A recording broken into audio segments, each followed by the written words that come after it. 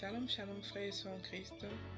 Bienvenue à la Rhapsodie du mercredi 2 juin 2021. Rhapsodie écrite par le pasteur Christoya Kilomé et la lecture vous est offerte par les vérités de l'Évangile. Le thème d'aujourd'hui est « N'ayez pas peur, croyez à la parole de Dieu ».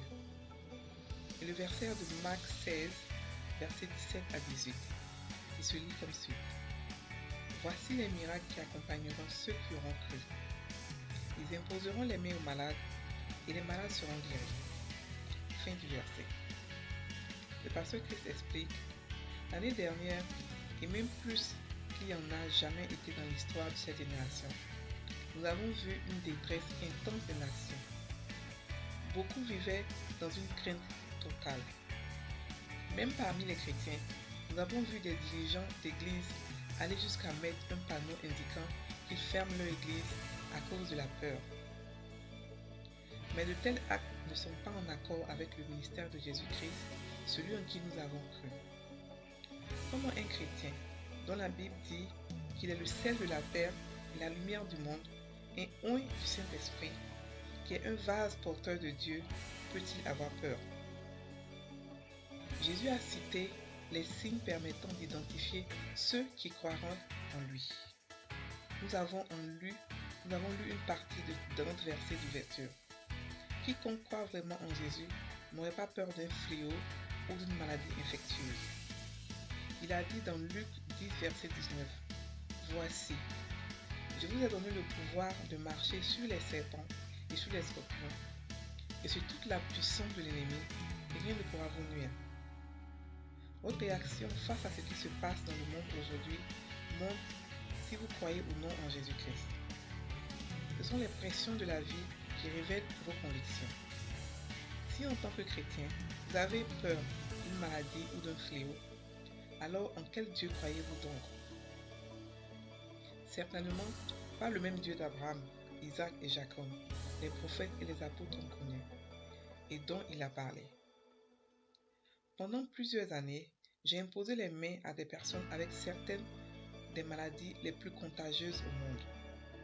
Des maladies très infectieuses, mais je ne pouvais jamais avoir la peur d'être infecté.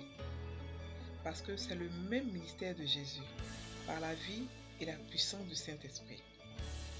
Nous avons la vie divine, qui ne peut être infectée, et à laquelle aucune maladie ou fléau ne peut résister. Prenez la parole de Dieu au sérieux. Étudiez-la, croyez-la et vivez-la.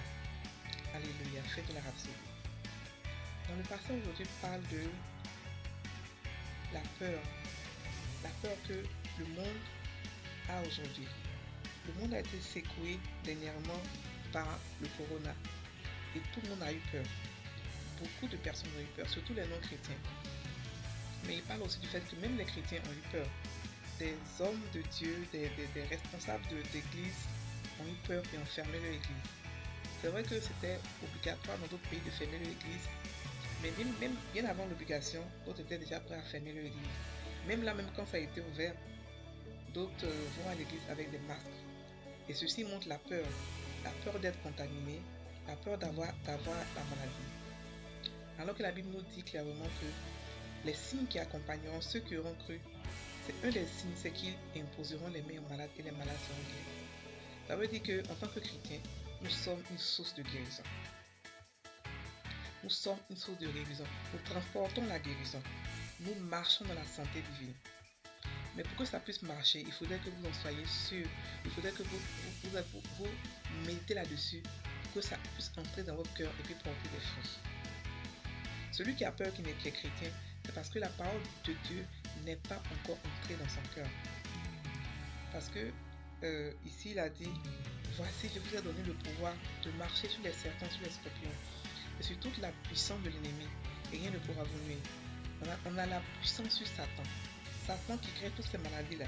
On a la puissance sur lui, sur toute la puissance de l'ennemi. Et rien ne pourra nous nuire. Il a confirmé plusieurs fois que nous avons le pouvoir sur Satan, sur la maladie, même sur la mort. Il a dit le nom au-dessus de tout nom. Jésus au nom au-dessus de tout nom.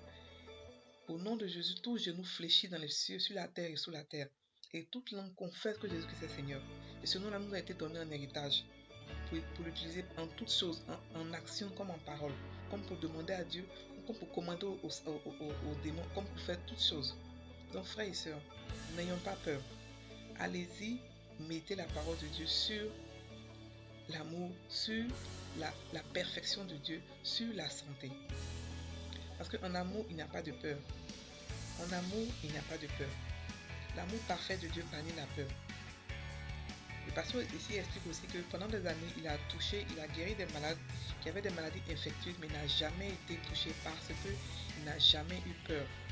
Parce qu'il sait, il est conscient de qui il est, qui est en lui. La Bible dit que celui qui est en nous est plus grand que celui qui est dans ce monde. L'Esprit de Dieu vit en nous. L'Esprit de Dieu qui a créé le monde entier vit en nous. Ce n'est pas un esprit d'un esprit, ce n'est pas l'esprit d'un homme quelconque. C'est l'Esprit de Dieu. Cet esprit-là qui a créé le monde entier et celui-là vit en nous. Si nous ne sommes pas conscients de ça, effectivement, la peur peut nous attaquer. Mais la peur ne vient pas de Dieu.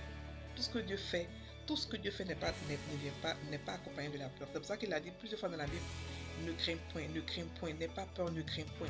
Parce que la peur vient, la peur c'est la foi en l'habileté du diable. La foi, par contre, c'est la croyance, la confiance en l'habileté de Dieu. Donc n'ayez pas peur. Si vous recevez des messages qui font peur, ne les envoyez pas à qui que ce soit. Tout ce qui est peur vient du diable. Tout ce qui est peur vient du diable. Vous allez me dire, mais Dieu a dit, la crainte de l'Éternel, il faut craindre Dieu. Oui, la crainte dont Dieu parle ici, c'est l'amour. Quand Dieu parle de la crainte qu'on va avoir pour lui, c'est l'amour. Mais tout ce qui est crainte, tout ce qui est peur, vient du diable. Donc frères et sœurs, soyez fortifiés, mettez la Bible, étudiez-la. C'est là-bas que tout se trouve. Vous vous rappelez des paraboles des semeurs. Il y avait 4 terrains.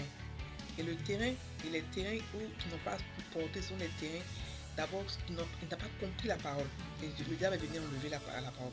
Donc le deuxième terrain, c'est qu'il n'a pas, il a eu la parole avec les gens, mais il n'a pas mis là-dessus. Donc ce n'est pas assis. Il n'a pas eu une terre fertile pour pouvoir grandir.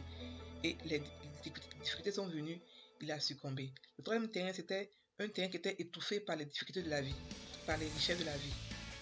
Il n'a pas étouffé. Le quatrième terrain, c'était un terrain qui apportait des fruits. C'était un bon terrain et qui apportait des fruits 1, 2, 4 jusqu'à 100. Ça veut dire qu'il commence sa journée de foi, il commence à des petites choses, puis après il grandit jusqu'à atteindre la foi ultime de Dieu. Parce qu'on a en nous le pouvoir d'avoir Dieu de manière illimitée. C'est gros, mais c'est la vérité. Donc frères et sœurs, n'ayez pas peur. Prenez votre parole. La parole de Dieu est un médicament. Pour ceux qui sont malades aujourd'hui, prenez la parole de Dieu et méditez-la matin, midi et soir. 3 fois par jour, exactement comme si c'était un docteur qui vous disait de boire des comprimés 3 fois par jour.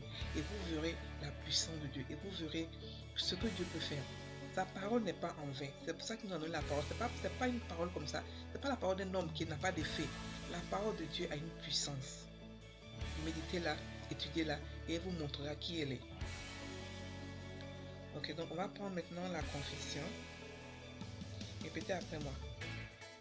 J'ai été envoyé pour être la solution aux problèmes du monde. Et j'accomplis mon ministère. Je suis participant de la nature divine.